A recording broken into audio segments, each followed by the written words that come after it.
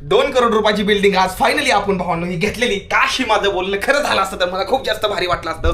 कारण हिचा AC बघा रे, हिचा बेड बघा रे, हा दबतोय किती बाबा हो का, ही सगळा दबतोय हो का, एवढा मोठा बेड आहे, गुडघा दाबला तरी दबतोय. ह्याचा AC डायरेक्ट ह्याला फिटिंग आहे, डायरेक्ट इथं फिटिंग आहे भाऊ.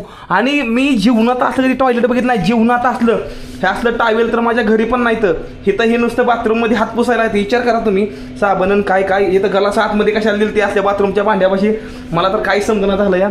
अयो इथं केस वाळवायला इथं काय गडे भयंकर आहे रे मित्रांनो लय. तर काय झालं ना मंडळी, मला सकाळी एक दादा भेटला अचानक रस्त्यावरती दापोलीमध्ये. खूप जास्त मोठे आहेत ती दादा. आणि त्या दादांना अचानक भाऊ मला पैसे पण दिले थोडंफार. त्यानंतर मला दुशिंदा भेट झाली. तर त्यांना मला रात्रीच्या राहायची सुविधा काय आहे तुमची.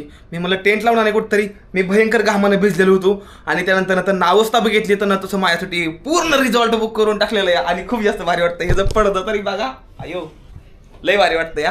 पण हो, आपल्या MH44 यूट्यूबला सबस्क्राईब करून घ्या, कारण की अमेझिंग व्हिडिओ तुम्हाला मी दाखवत राहतो सायकलीवर जगोजग फिरत. ओके, हर हर महादेव.